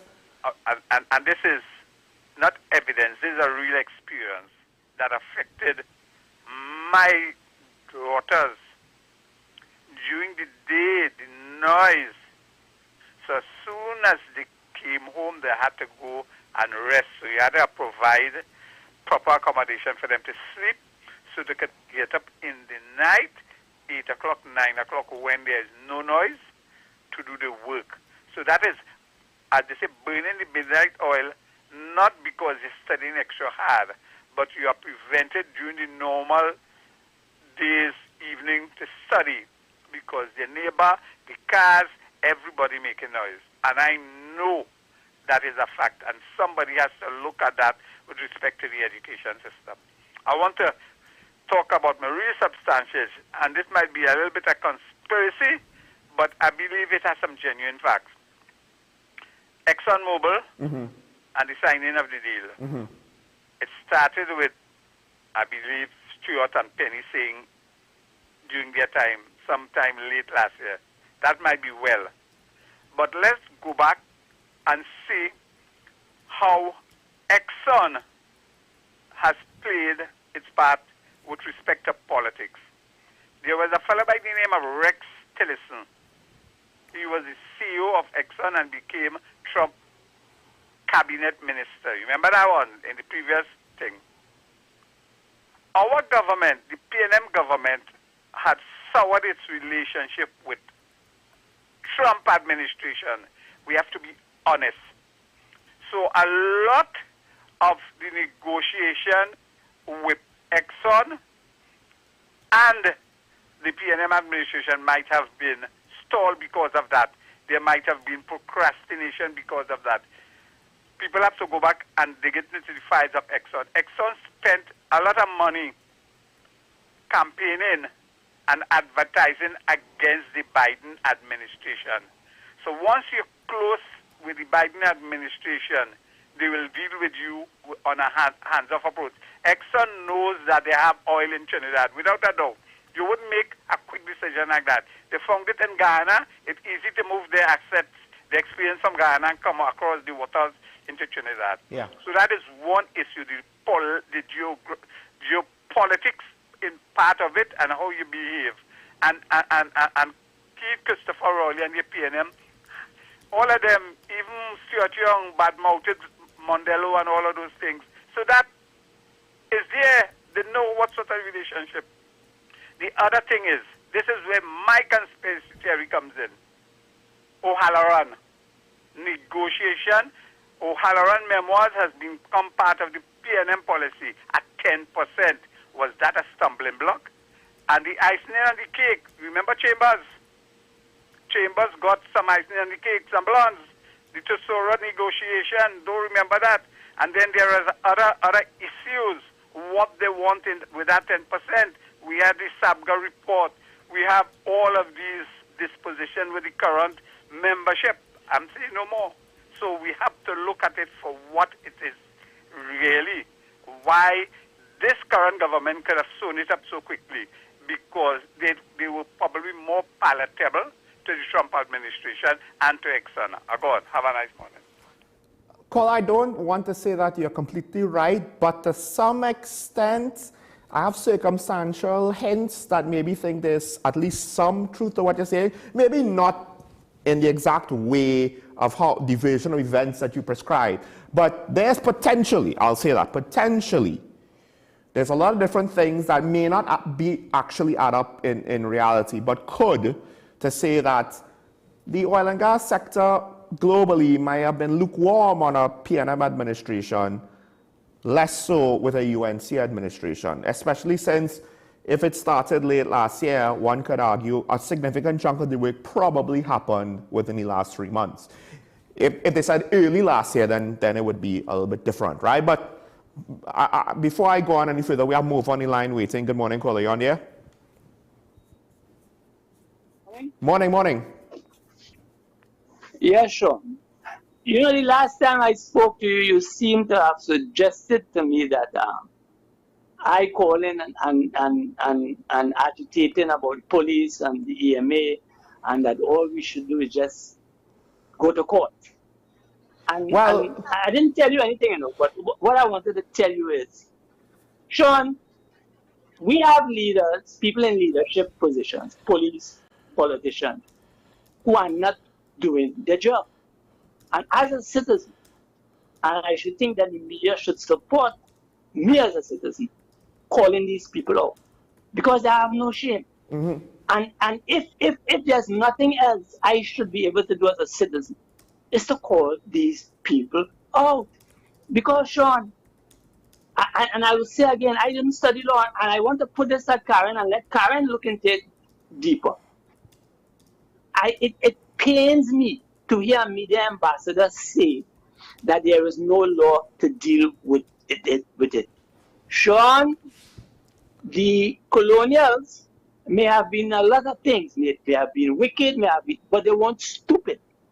Well, and I will repeat again that under that law about creating a public nuisance, if a police service wants to use that law and challenge it in court, they can. They just don't want to. And I repeat, we have a problem of noise pollution because of the failure of both police and administrators, meaning politicians, did not address it from the beginning. And it pains me to hear them look at the TV camera and say that there is no law or that the law is weak. They are the weak ones. The law, there have always been laws in place that were never enforced, and that is why we are where we are, and they must have the decency to admit that they are responsible and simply adjust, not create, adjust the laws to make it easier, right, for the police to deal with it. I'm sure you know what will cost the EMA and the police, not a cent, an awareness program. All they have to do is first of all start telling the public, let's treat others with respect. No one has the right to disturb another. Why is nobody saying that? Why is nobody coming out in public and say that? Let's sensitize the population at least to that. No one has the right to disturb another. Why can't they at least do that? Because, caller, Thank you. The people who are causing noise pollution, 99% of them, they don't care. They don't care. They feel entitled to do what they're doing. A public awareness campaign is not going to make a difference to them. Here's the thing. a colonial law probably was superseded by whenever they implemented the EMA. And I have no idea if it's true, but what I suspect happened was they implemented the EMA and it changed the situation and it turned it into a mess. And they didn't do it properly. So the EMA is not fully equipped to deal with it and doesn't have all of the laws to deal with it, and the police are not fully equipped to it and don't have all the laws to deal with it. And it's like a jigsaw puzzle. It's a mess that was made. And instead of, fixing detangling the knotted up cables, they're just leaving it to squalor. I said people should take action on their own, not because I think that's the best thing to do, but because if you need relief now, waiting on legislative changes is going to take a while. Even with all the lobbying support and even if the politicians get on board, it's still going to take time. So a more immediate, relatively speaking, because court matters also could take long, but a potentially more immediate solution, if you need relief now, would have been to try to take it to the courts. But at the end of the day, I will still stand that the legislation needs to be changed. And to some extent, yes, the leadership needs to hold the police more accountable for either one, how they treat with these things, regardless of how bad the law is, they could still be more professional about it. And stop being so belligerent to the public. And two, be more emphatic themselves, because it seems like they're more than happy to, for the most part, like just give this issue lip service and ignore the problem. I think I forgot a point that I want to make, but no time for that because we have St. Anne's on the line. Good morning, caller, you're on here. Hi, Sean. Thanks for taking my call. There are a couple of things I want to bring up this morning. Sure. The first item concerns your co-host yesterday, Mr. Scherer. She keeps harking to the point where I thought she would have burst a blood vessel in her head yesterday about the composition of these boards that the current administration is putting into place. And she keeps harping specifically on the racial or ethnic composition, claiming that it's imbalanced and it's not representative. I want to say this to Mr. Scherer, I want to say this to you, I want to say this to the entire nation or anybody who's listening. I, as a citizen of this country, don't care about the racial composition of the boards that are applied by the Prime Minister or government. And I'll tell you why. I care for competence, I care for experience, and most of all, I care for love of country and the relevant expertise that requires placement on those boards. I don't care what the color of the skin is, I don't care what the ethnic or racial background is. I think to focus on that is a mistake. And it plays into a certain point of view that we have to have based on demographics, we have to have competencies in every sphere. And I think that's mistaken. People's competencies, before I go there, let me say this. The issue of who applies for those positions or who wishes to be selected is being overlooked. And Ms. Teixeira disturbed me because she comes from a background where she herself would have been nominating persons to serve on boards in her time as a PNM minister. She understands that it's not just about who is selected, it's also about who offers themselves to be considered. And there are other persons who, of course, would not do so because of fear of victimization, they have no interest in serving, if they've served, they may fear that they are politically tainted. All of these considerations exist in the political sphere. Those are political considerations. It has nothing to do with the quality of persons who serve on those boards. And I'm sick to death of people saying that it's not balanced. It doesn't represent Trinidad and Tobago. It looks like Bangladesh. I don't care whether it looks like Bangladesh or Nigeria, as long as the people who are there are competent. We've had transformations of major state-owned assets. I could think of Telco being moved to TSTT. I could think of BUG being changed to Caribbean Airlines. And along the way, they're still losing millions and billions. I care about the competencies of the persons there, not what their racial background is. That's the first thing. The other thing I want to address is something perhaps I should have talked about that happened months ago on the show, but because of one thing or another, I couldn't get to it, but I'm getting to it now. A few months ago, Mr. San Fernando, or one of the Mr. San Fernandos, I should say, since you get more than one call from San Fernando, asked you point blank on the air if you were a PNM member. And clearly you didn't expect the question because you hemmed and hawed a bit and you finally confirmed that you were a member of the PNM. Now, I have no issue with that, but I would say this. I know where Mr. Shara is coming from. I know her background. I know why she's going after Dr. Rowley so harshly whenever she comes to speak on your program. I get it. So that allows me a certain context by which I can park her views in a certain driveway.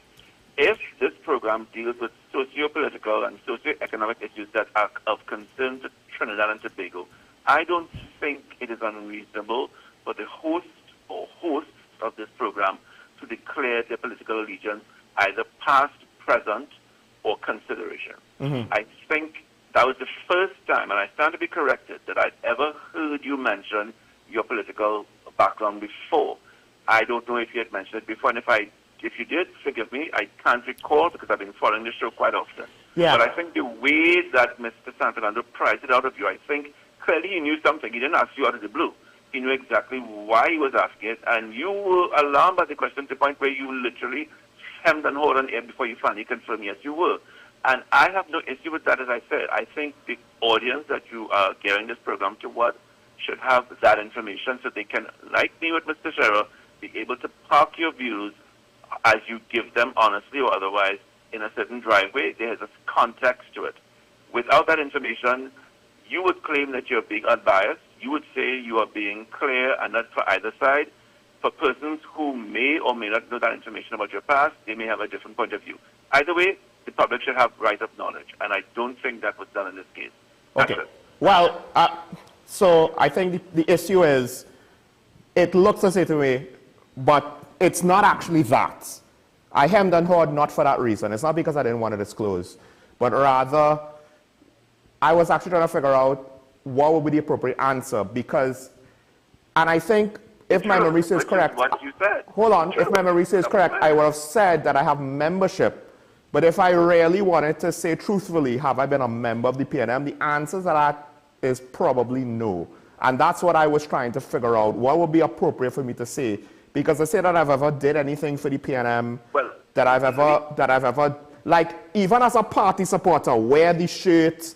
Yes, I've kind of been to less than 5 events in my lifetime, not as a member of the media. No, you're missing my point. I'm not asking you to qualify, as you put it, your membership. Yeah. I'm saying the fact that you were a card-carrying member of a political organization, that is critical information. Well, right. So let me go on to say. So very recently, for the first time, because of my family, I got a membership card, and I have literally done nothing with regards to the PNM outside of being a member of the media since. So is like to some extent now, it's almost like if I say I'm a member of the PNM, I'm kind of taking false credit. It's like saying you're a teacher, but you don't actually teach. Are you really a teacher then, if you have no students? And you've never had students? If you've never had students and you don't have students, how are you a teacher? You're just... I'm hearing the words and I understand where you're coming from, and I'm just saying it might have been helpful for people to know the full story. Yes, yes. No, I agree with that. I agree with that. Okay. I thought I put it across effectively then, and I do think it came up maybe once before, but it's a very awkward thing, right? Because it's true. I did at one point very recently, I think within the last 7 years, I got a membership. It was with the old Malaysia house just before they demolished it. I can't even remember if I actually got like any documentation, to be honest. I know I went there, but I can't even remember what the process was. And that's the key thing. The fact that you went there as opposed to anywhere else, that I think is key. And that's just being honest. That's just being honest. And it gives your listeners, your viewers, a context, as I said, in which to put your views, to park your views, so they understand does it though? Does it? Yeah, it does. In reality. Because like I said, it's like I went to teaching college. I never actually taught. How then will you view me as a teacher? You had the ambition regardless, and that. No, I didn't. No, I didn't. Because again, it goes further. I didn't do it because I wanted to do it. I didn't do it because I wanted to join the party. I didn't do it because I wanted a position in the party. I did it because other reasons. Let me just put it that way. And that's fine. You can keep that private as you're entitled to. I'm not asking you to disclose that. But it's just the association. And we live in a very political space. Yes. And I think knowing that, I don't think it's unfair to ask for that information given the nature of your program. And that's why I wasn't trying to figure out if to answer the question. I was trying to figure out how to truthfully answer the question. But I was going to answer the question. I very much remember that. I had no issue with answering that question at all. Yeah, it stuck in my mind for months. And Yes. I thought I'd have to address this with you at some point. I just never got around to it.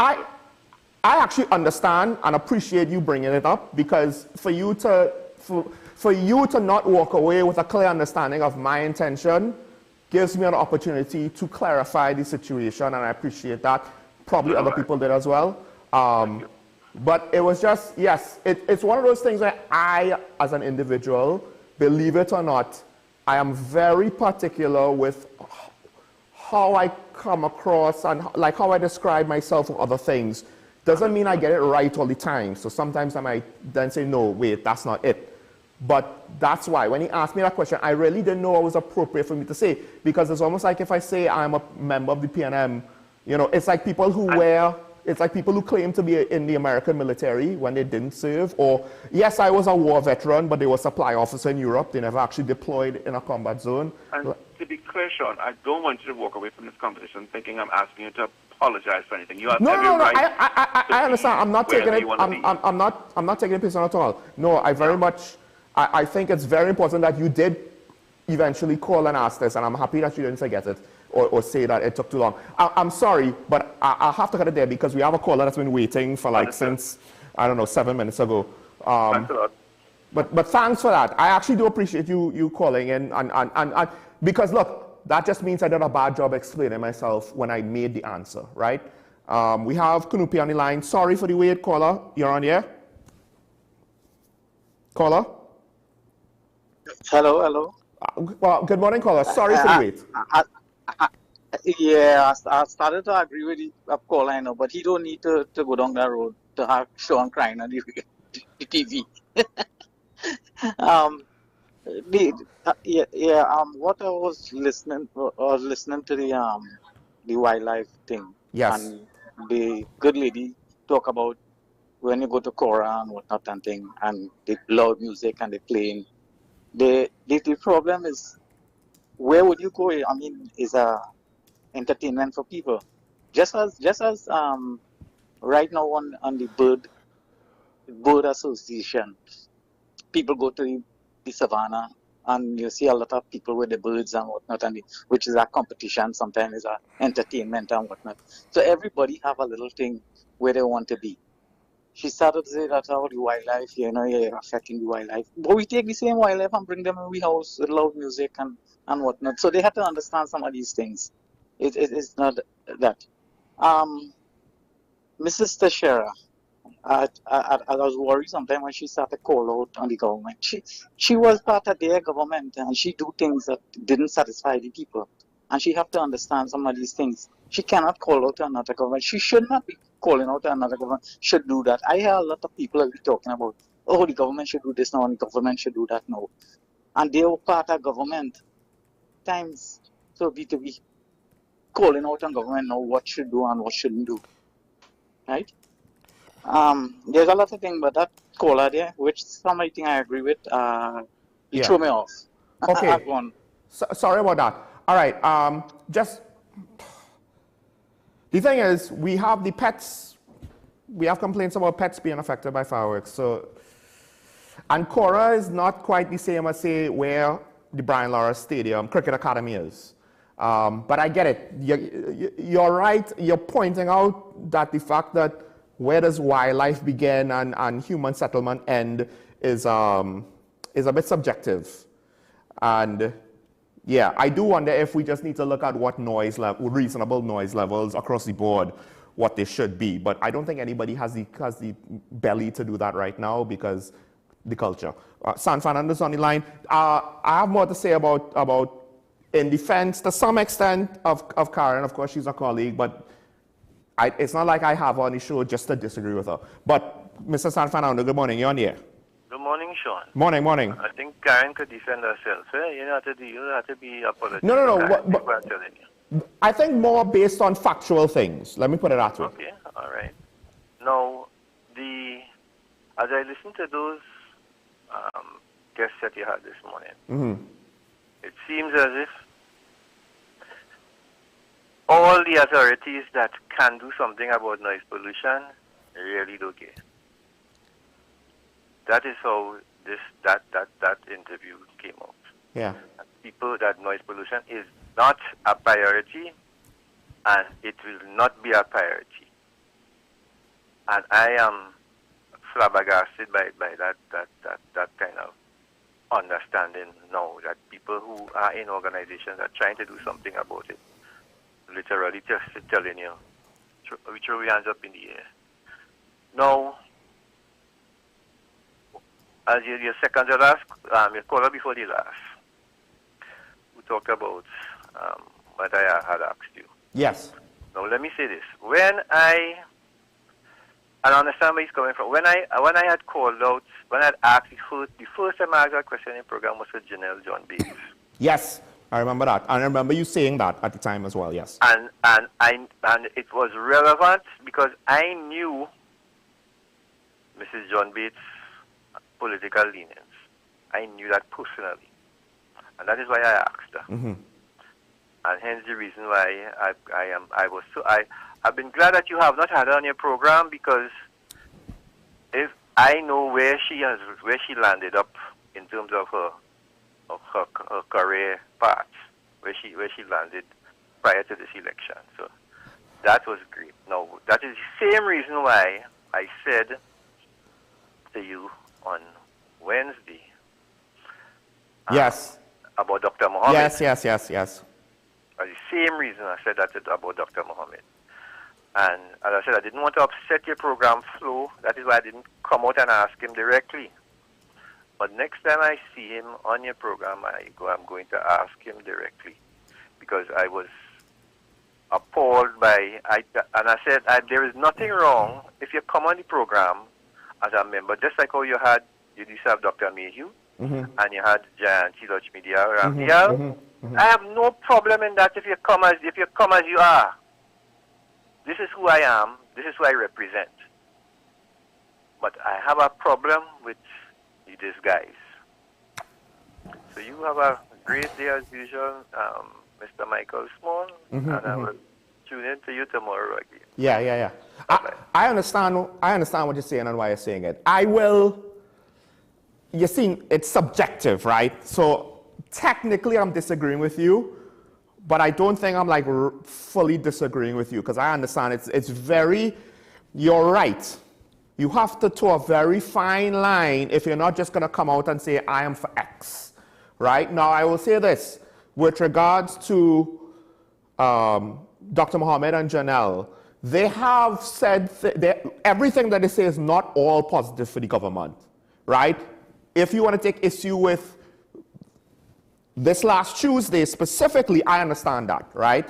I'm not going to fault you for that. I will say, though, that despite that, I will still have people like that on the show for two reasons. One, they're willing to put their opinions out there. They're willing to have a conversation with me. For the most part, when we disagree on things, it's not going to be a fight, right? But I do get where, yes, if I am not careful and if they are not careful, but as the host of the show, the producer of the show, if I am not careful, I have the ultimate final responsibility that their opinions, when they are not objectively neutral, do not get overly sold as objectively neutral. Because there will be times when we all don't have objectively neutral opinions. And hopefully, if and when I do have my own that are not objectively neutral, I will call it out. Like, I think to some extent, Karen and we will have a certain bias towards Mr. Manning. But this is the flip side. Karen and I have both on a show admitted, yes, there were certain things that he did, bad, shouldn't have done that. Not just calling the snap election, but also with the community leaders and how that may have played into the crime situation now, right? We can't ignore that. So we'll see how it goes. I wouldn't say that, I guess where I disagree is the fact that I'm still willing to have them on, but you're right. What we've seen in the States and what we've seen, it came up just last night or this morning. Stephen Colbert had somebody from CNN on and spoke about how CNN objectively delivers the news, and his audience laughed, and he was caught by surprise, and the CNN host was caught by surprise. Because the audience thought that he was being sarcastic to some extent, or they were laughing at him. Because the perception of objectivity of that host and that network to his audience, not just to say a conservative audience of Fox, to his audience, they didn't have that perception anymore. And that is something that's important. But I wouldn't necessarily look to kind of, to me, I view it as similar to having Jayanti Lakshmidiyal or Dr. Mehu on. But I get where you're coming from, because they're not saying as overtly what their stance are. But to be clear, to her credit, Janelle at times did not have all, good things to say about what was going on all the time, right? But part of it, to have people with those biases, is to kind of, so that I don't have a set of people that just agree with my position.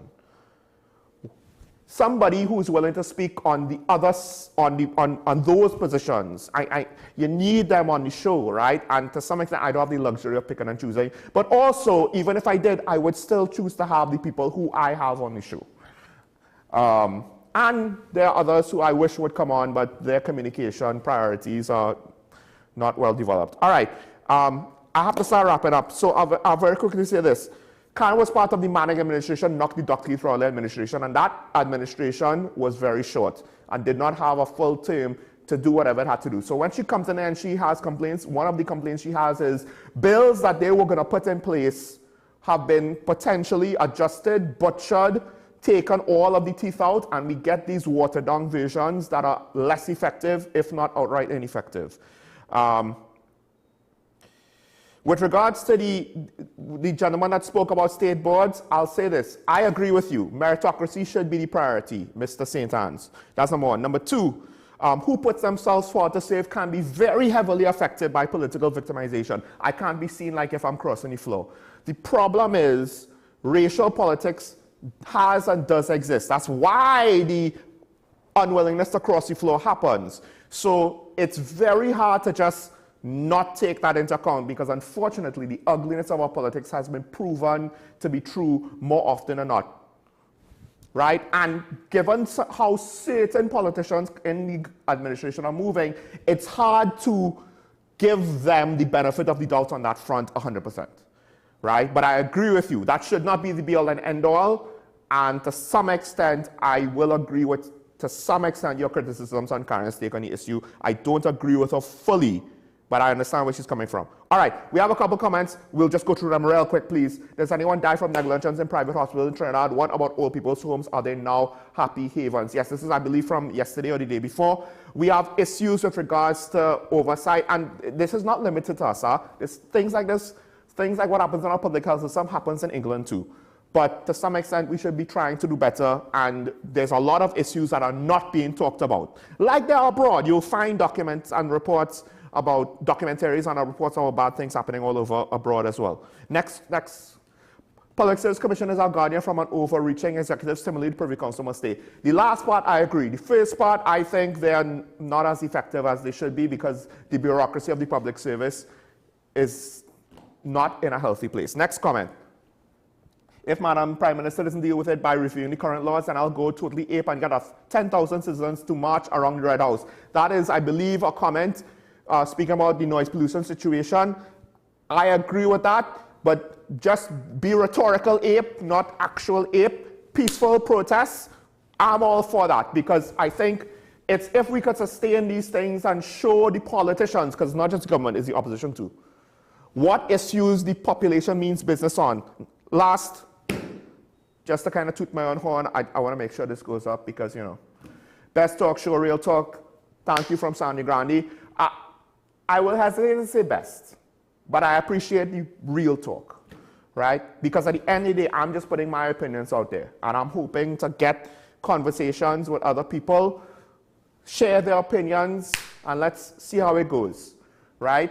But I actually, just like I say, we should want the government and opposition to be better and improve.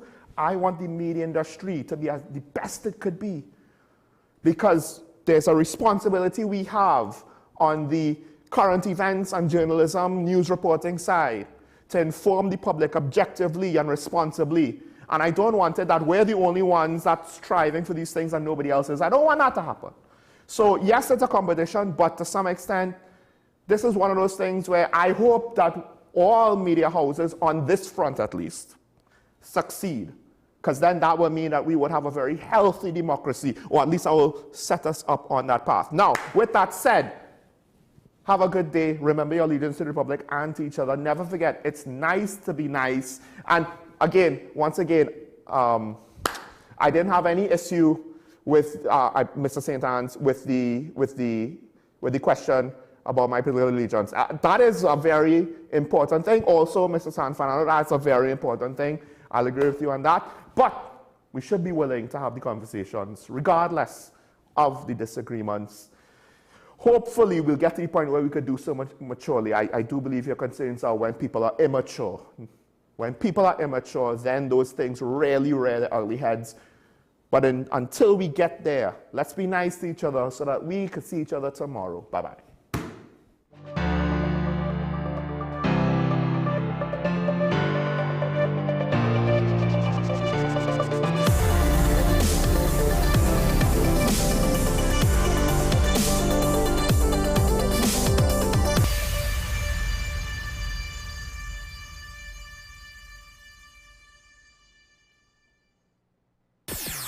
WESN.